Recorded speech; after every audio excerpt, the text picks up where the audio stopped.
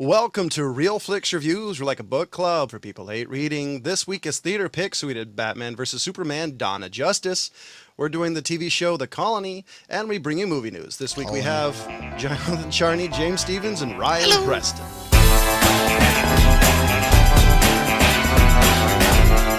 Before we start, I want to thank our generous anonymous benefactor for pausing for the cause and donating to Old Guy Tech TV and Real Flix Reviews. We now have an audio podcast. You can catch us on Podbean, Stitcher, and iTunes, and a couple of more coming down the pike. And Superman, Dawn of Justice, here's the description. Fearing... Wait, it became Superman? Yeah, Batman got cut out. Yeah. Close enough. Talked about his Batman undies last week. They had budget cuts. Ask Deadpool. Fearing the actions of Superman are left unchecked, Batman takes on the Man of Steel, where the world wrestles with what kind of hero it really needs. And I need reading lessons. Yeah, obviously you do. I gave my $17 back for watching this piece of shit. I mean, shaky cam much? Well, I mean, look, I've kind of come to... I'm not one of those people that gets motion sick while watching something like that. I played enough Call of Duty. But at the same time, yeah, it does get a little distracting from the action that I am trying to watch.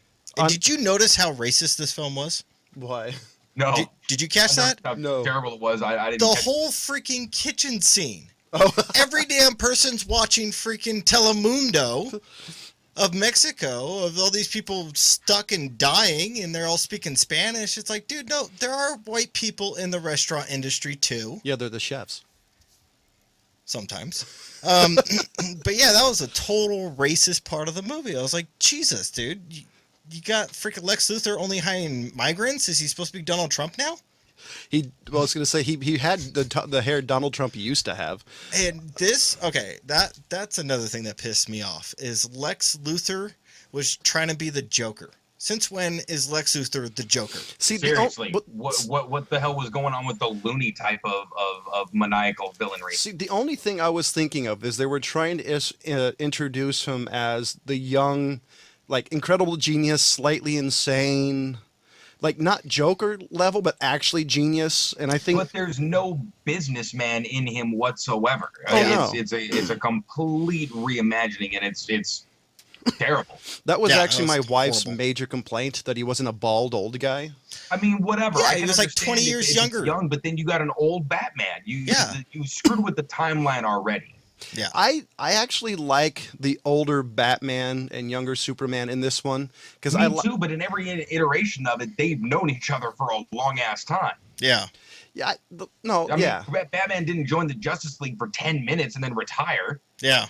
Yeah, I do like the way this played it off, though, because you get the more, like, the 80s Killing Joke Batman who was just mean, who didn't care. Yeah, mean my ass. You have one job.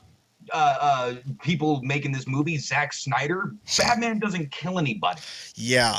That bothered me. He like shot 3 guys and then like ran somebody over, and I'm pretty sure he blew somebody up with like a 50 caliber machine gun on the front of his fucking Batman. And the other one, hold on. The other one that wait. pissed me off was the car. He dragged like 3 people in a car for like 5 miles, then launched them into another car that exploded both of them. But by the way, that's like 8 people. But by the way, I actually think it was rotating dual Gatling guns, because that's what it looked like to me. It was.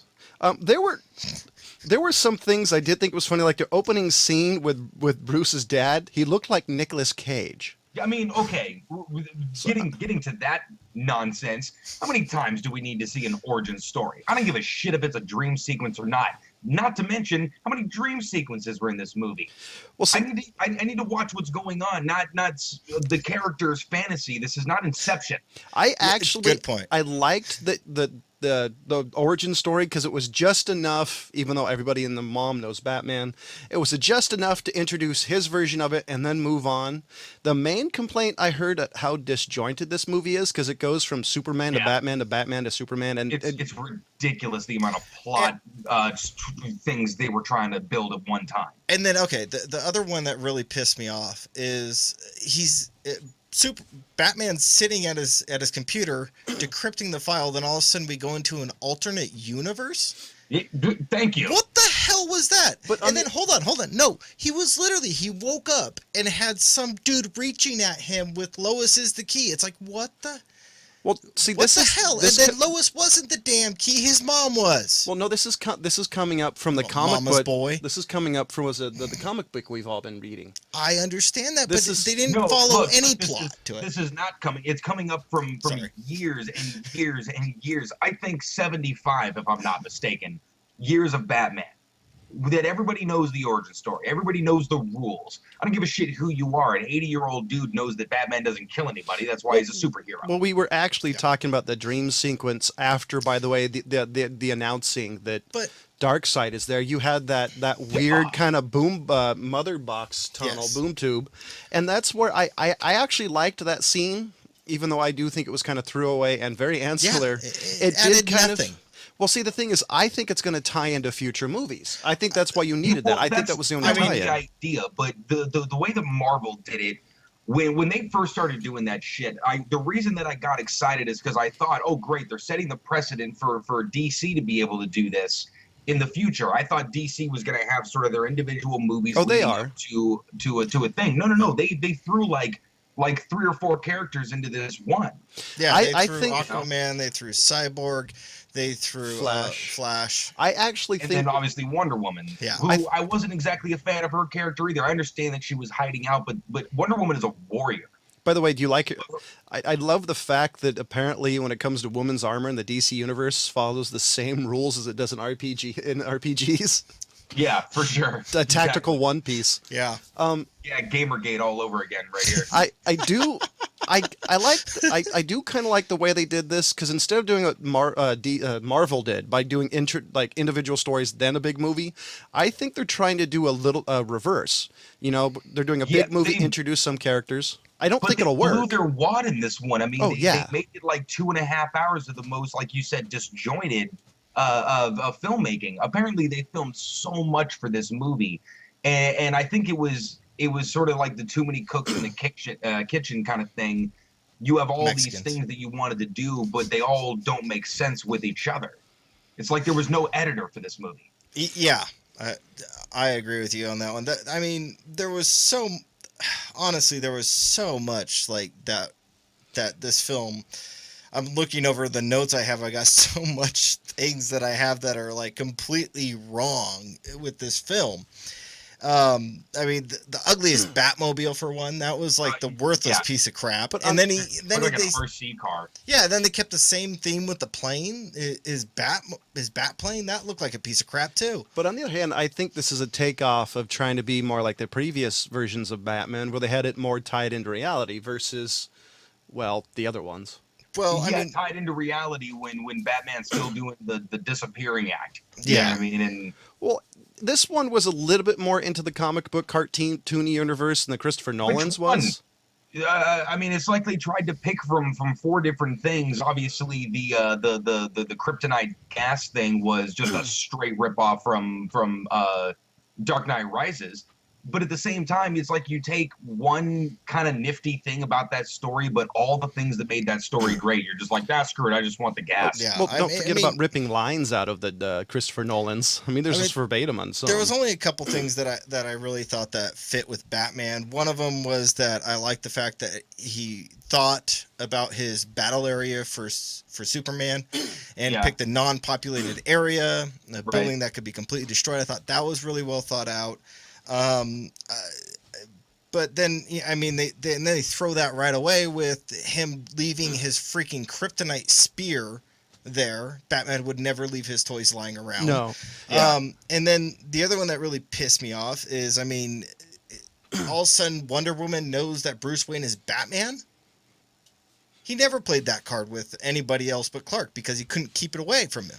Right. Well, not to mention, I mean, people did know in the future, but way, way, way in the future when they'd been a team for a long time. And he knew who the hell they were. Well, the only thing I could think of is she might have figured it out when it was the scene with looking at the sword, and that's the only way I could think they were trying to foreshadow it that she figured it out somehow. I doubt it. Oh, by the way, why would Bruce Wayne use his personal email address to email this Wonder Woman? Yeah. There are some things that I did like, though. I do really like the darker version of Superman. Because instead of the traditional, he's a Boy Scout, he does no wrong, he has a God complex that he's constantly fighting with. Yeah. I like Yeah. that. But they didn't play that. I mean, the fight that comes down. See, that's kind of what I thought it was going to be. You know what I mean? That sort of, like That was only Batman 10 needs to minutes take of the movie. the God complex down a peg or two just to remind him, that people are still viable or something along those lines. I could have written a better script for this in 20 minutes. Oh, by But the way, Superman didn't, doesn't they need a didn't spacesuit. go with that. The fight that ends up going down at the end was because, hey, do it, I'll kill your mom. Yeah. How dumb is that? Did his 6-year-old write this movie? And he was Superman, so he could rescue his mom because they didn't have the kryptonite and kill Lex Luthor. I mean, the other thing that I thought was Seriously, he had enough time to just crush Lex Luthor's head, or at least tie him up with like rebar, and then just go fly around. okay. What's it called? The things that I did like about it, though, so it's not just a shit talking fest. I really did like the suit. I liked his fighting style. I like it when Batman's brutal, obviously brutal without killing anybody. But you get into like the Dark Knight Returns territory, and he's just breaking people's legs just to cripple them. Yeah. That's kind of gray area that I like for Batman. That I think the world sort of, that's the only thing that we can kind of accept is when he gets angry, he might just sort of crush every bone in your hand. Or stab you in the shoulder with a knife as payback. Yeah, or, See, whip that's a batarang at you that buries 4 inches, but he's not going to kill you. You know what I mean? You have an opportunity to rehabilitate at Arkham Asylum. But I like this fighting style. I really liked the opening scene. I liked how it tied Batman personally into the events of Superman. Yes. I like the collateral damage. That was really well done. It was from that different perspective, and then thinking like, oh shit, yeah, what if Bruce Wayne was just there on a business trip or something? Yeah. I do like how. But again, I didn't like them meeting so far apart in age. I mean, they kind of came up together. They're supposed to be both about 30 years old. You see, I liked the introduction. I definitely made Batman a more sympathetic character, which I don't think he normally is. I think it was able to introduce Superman is not as, Boy Scoutish. I like the fact that they're older, that like Batman's older, because it gives him the more grisly, like, you're just in the game, boy. I like it that too, but it doesn't. It doesn't mesh though. It doesn't mesh. It doesn't. It's for a different time. You play that later on. Yeah. I didn't really have a problem with Ben Affleck as Batman. I don't think he was the issue with this movie. No, actually, I have to agree with you on that. I think Ben Affleck. I don't think he played the worst Batman ever. And obviously George he's not Clooney, the best, he's but I talking to you. think he did really well with the role he was given. Yeah, yes. I mean, he wasn't given a Christian Bale Batman Begins kind of like, oh shit, this is something new kind of a script. But there's people that have been writing Batman stories forever. They're still coming out with amazing stories today in the comics, okay? Yeah. So it's not like somebody writing a movie is just out of ideas or they can't find something. It's possible to do this without completely changing around the actual characters themselves and sort of what they stand for and the larger narrative of the entire thing. The other thing I'd say is Zack Snyder's way too big of a fan of comic book, considering from what I've researched, there's scenes that are literally panel for panel the same as some of the comic books. Yeah, but that's not new. I mean, what's his name? Nolan did the exact same thing. I mean, he pulled things directly from the books. Because there's a few scenes that are literally exactly the same. But yeah, live but action like I versions. said, it's like he took just like the cool thing with the gas and the thing. That was actually a panel where Oliver Quinn. Oliver Queen shoots an arrow at Superman, and he catches the arrow, and then it blows up in his face. Yeah. During an actual really good, if you want to see Batman Superman fight, read that comic. Yeah. But it's like they took that one cool thing and threw it in with their own narrative that completely changed, again, what we like and what we respect about these characters. I agree. They threw way too much. There's much material that was in this movie. It definitely could have been 2. The other thing I actually really hated was Lois Lane. I'm really tired of the Daphne Blake version of Lois Lane, who's basically a MacGuffin to get Superman to do something stupid. Yeah, Yeah. there is that. I mean, she does play a pretty decent character, but the way she is used, yeah, it is like well, we're just Lois Lane's in trouble again. Here comes Superman to the rescue. See, I liked the Yeah. '90s the '90s TV show, The Adventures of Lois and Clark. I Oh, loved okay. that version of Lois Lane, kind of the bitchy character, the strong female character, instead of Yeah. this. He's just a Terry Hatcher fan. Now, speaking of strong female characters, I don't know if you guys felt the same way about this than I did, but I didn't think Wonder Woman was a very strong female character in this flick. I actually I didn't like her throughout the movie until the fight, and there's a small Yeah, second but- when she got like thrown back by Doomsday and she smiled. Once I saw Okay, that, but that was the only part. Everything else, like to me, Wonder Woman is just flat out warrior. Like what's the problem? We can't get this door open. Let me kill it.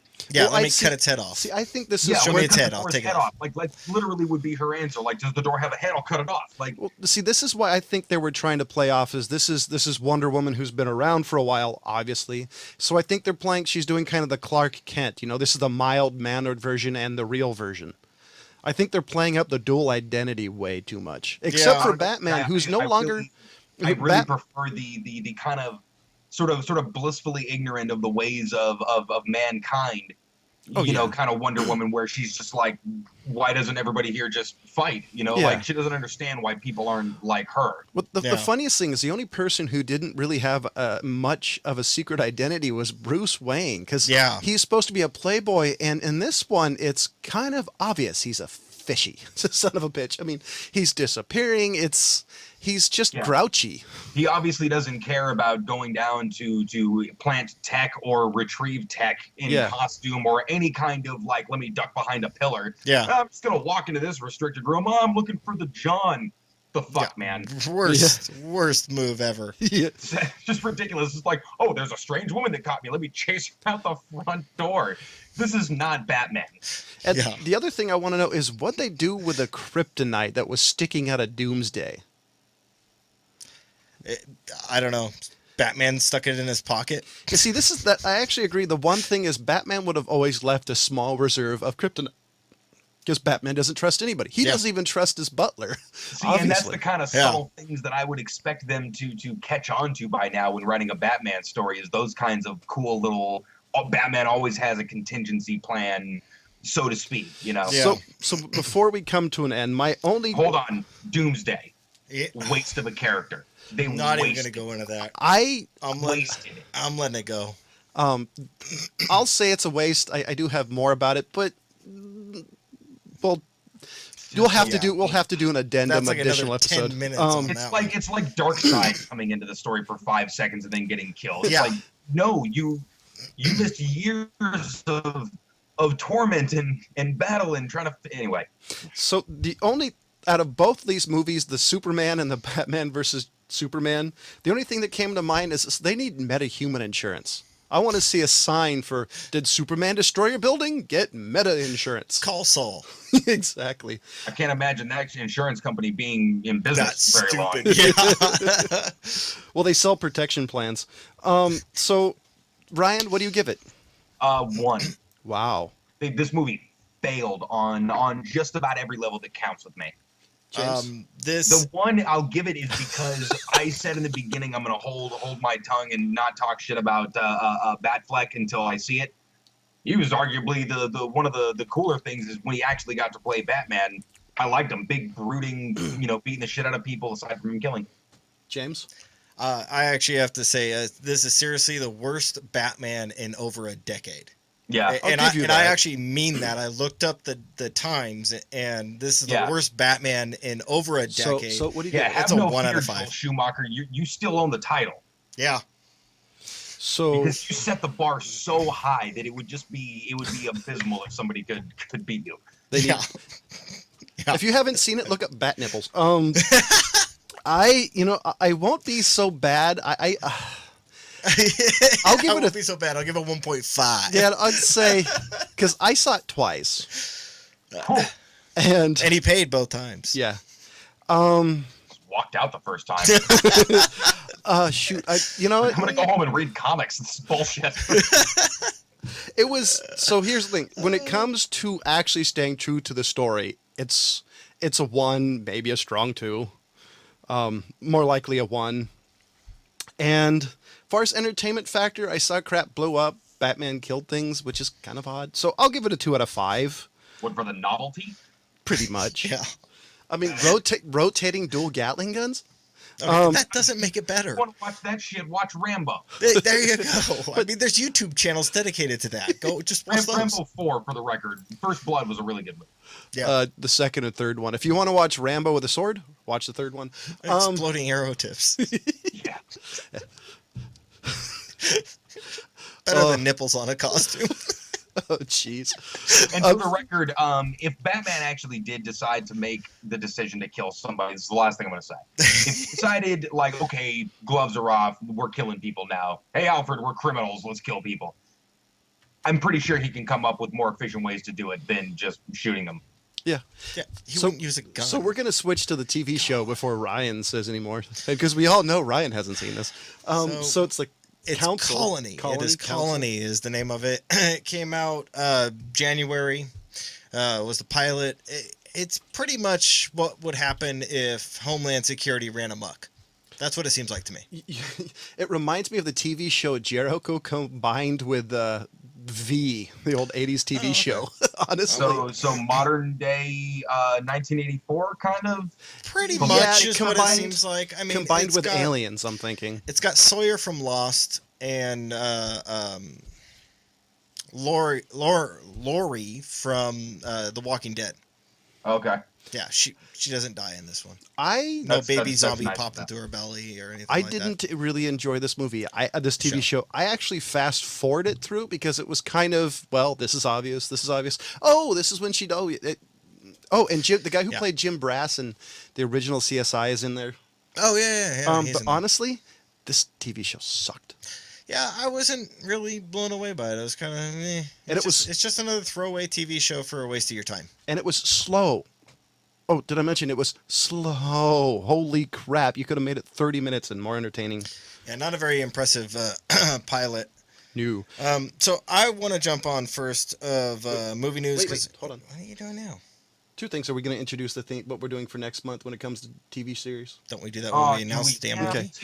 Okay, with that being said, let you know, ladies and gentlemen, we do have a Facebook page. You love us, hate us, let us know, as long as you're creative and maybe a little bit more detailed besides the fat guy sucks. Let us know, we'll read you on air. Also, you can pause for the cause and donate to Real Flix Reviews to help keep the lights on, just like the guy who paid for our podcasting. So I have some bad news for everybody out there.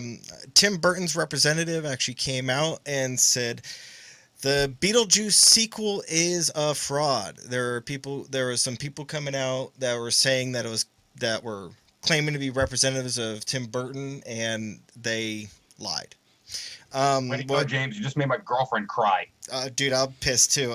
For what Tim Burton is actually putting out is Miss Peregrine's Home for Peculiar Children. I don't know if you guys have seen that trailer. Yes. That's what Tim Burton's working on. He is not doing Beetlejuice 2. Which he said they're saying it's not going to happen, but it's not on his list of things to do. But if he does it, pisses me off. If he does it, I bet Johnny Depp's going to be in it. Yeah, Well, that was another threat. A lot of times, not a lot of times, but sometimes when these things get reported via Variety or Hollywood Reporter kind of shit, sometimes they're going off of something like a new studio has acquired the rights to set picture, and they might do something with it in the future.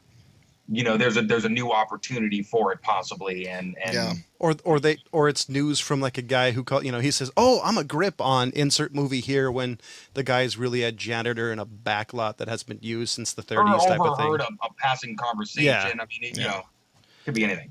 Yeah, I'm still kind of upset. It's like Tim Burton, you got the internet like raving about this for like 2 months, and you're just like, oh no, I ain't doing that shit. What's wrong with you people? Yeah, it kind of did take him a while to come down and say, I want to know how long after the initial reporting, because it feels like it's been a few months. Yeah.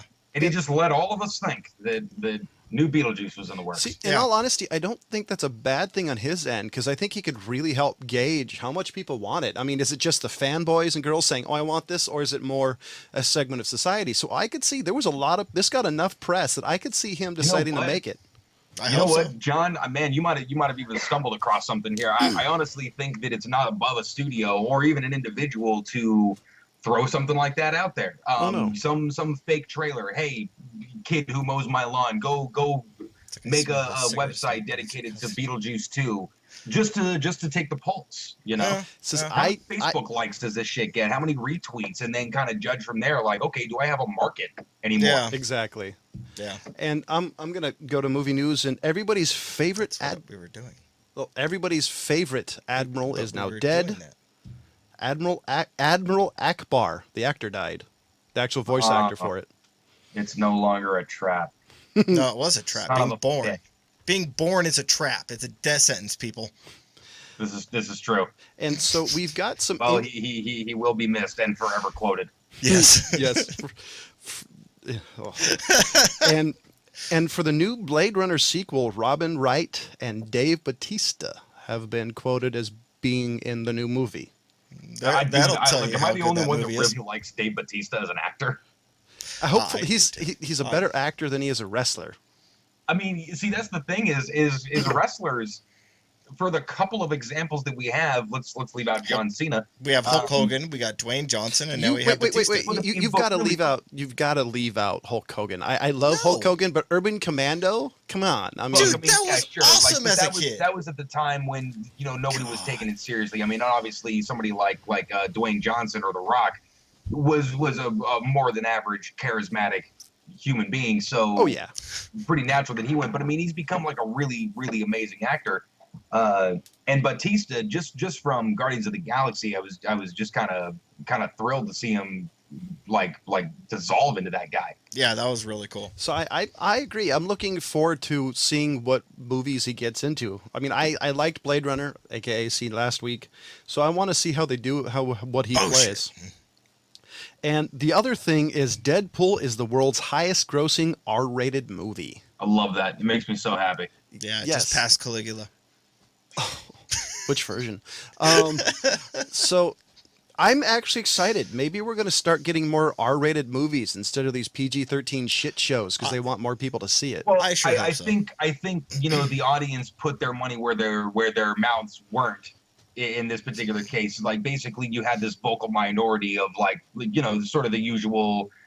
How do I put this? And I don't mean this as a blanket statement, but dumb mothers, basically the mothers out there who thought it was a good idea to go take their 8-year-old to see Deadpool. Or you're dumb. Or the guy who took his 6-year-old when I saw raise children, but that was a bad judgment call. But I think the rest of the audience, the rest of the world showed exactly like, no, we like these. We're adults. We know what this is. And I think voting with our dollars. And I think Deadpool was an amazing example because, no offense to the comic book fans, Deadpool's like way inside baseball when it comes to comic books. Yeah, he's very, very niche. I love Deadpool, but I don't know too many people who aren't geeks like us who know of him before this movie. That's the funny thing is, I mean, how accessible did that movie feel? I mean, my girlfriend who knows nothing about Deadpool sat there and was like, "This movie's amazing," And in this possibly maybe good movie news is Tyrese Gibson. Everybody knows from the Fast and Furious movies. Wants to play the Green Lantern. Because and if you watch John Stewart, I can see that. Yeah, see, that's what I was thinking. Jon Stewart was really introduced to me via the cartoon version of the Justice League and Justice League Unlimited. I think that would be a fresh start from the craptastic previous version. Yeah, it wasn't. Who played that? Deadpool. Yeah, I was going to say, wasn't that Ryan Reynolds who played the Green Lantern? Yeah, it was. He played the Hal Jordan version. So I could... I've always wanted to see the Kyle Rayner version on the big screen. He was the one, nobody knows this, I'm sure. He was a graphic artist. And the reason that his constructs were so good is because he had such a great imagination for drawing this shit all day. Came up with some good stuff in that one. Yeah, I do what you're talking about. So what do you think? I mean, do you think that it'll for one do any good? Because I kind of think Green Lantern's kind of the cheerleader version of a superhero. Yay, I got a ring. You know. I kind of want to see like Manhunter or Green something. Lantern, quietly one of the most powerful comic book characters ever, but yeah, not really given his due in the big screen yet. And well, okay, look, the grassroots movement for actors actually vying for roles. Donald Glover, who played Troy on Community, great show by the way, folks. Was rallying everybody to try to play Spider-Man. Started out as a joke, but ended up becoming pretty serious on Twitter and Reddit and all this kind of stuff. But I mean, there's actually a place for actors to go and say, hey, I'd love to do this. Here, my audience thinks so too. That's kind of cool. And that's pretty much how Ryan Reynolds became Deadpool, was basically him going to the community and going, hey, I want to make this movie. Well, look, I mean, props to him, because there's really nobody that it was better suited for. Oh no, he'll be Deadpool forever. I mean, he can do other things, but it's just like the guy who played the Joker in the second Nolan movie. I think, to me, he's always going to be the Joker because he did the best live action version of it. Yeah. Yeah. But like, even I think this one, even when people read comics later on, they might even be hearing Ryan Reynolds in their head after this movie. They probably will for a long time. I mean, it's just like Mark Hamill playing the Joker in the 90s. A Batman book without hearing his voice. Yeah. You can't do it. No. Just doesn't work. Right. Yeah, so it'll definitely interesting. In another, I don't know if you guys are a big fan of biopics, but Bryan Cranston's going to be playing Lyndon B. Johnson. I could see it. Yeah, Bryan Cranston can play the shark from Jaws. I'd pay to see that. I thought he was. I stole that line. Kevin Smith always said that about Ben Affleck, that he could play the shark from Jaws. I can't say I quite agreed with him on that one, but Yeah, I can't really agree with him on that one, or his Scorsese viewpoints. But whatever. Now, Sarah Jessica Parker could play the horse from Mr. Ed. So I'd be. I thought that was her mom.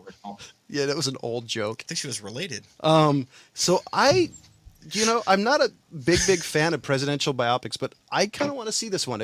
I don't know, what was the one that came out recently that was for the PM, the Prime Minister in World War II? Oh, Winston, or I was trying to remember the name of it. What was that, Ryan? You mean Winston Churchill? No. There was one. Well, we're going to go on that next. So next month's theme is we're going to do movies that we think were underrated. And so, that being said, I'm picking the 1985 classic. Ooh. Enemy Mine. Those words very rarely go together. Yep. I'm picking the 1985 classic Enemy Mine. Enemy Mine. Yes. Who's in that? Dennis Quaid and Louis Gossett Jr. I really do like Dennis Quaid. Even in the 80s, he was pretty good. It's a little bit obscure, being I only know a few people ever actually saw this movie, so Never even heard of it. We'll see. And next week, you want to introduce the theme for the TV show, James? Okay. Anyway, it was the King's speech. Sorry, it wasn't the PM. It was the King. Anyway, so what we're going to be doing is we're just going to be picking older episodes, or we're going to pick TV shows that have either been completed or in the works, and we're going to pick episodes that we like the best. So whoever picks an episode that they like the most. So to really highlight the show, I guess. So I'm picking one of the most famous episodes of Star Trek: The Next Generation, called Darmok. It's season 5, episode 2 of the 90s Star Trek series. Is that still on Netflix?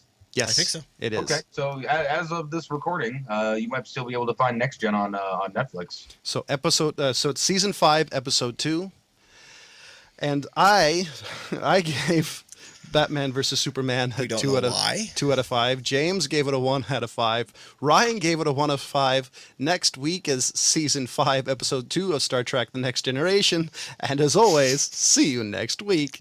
Goodbye.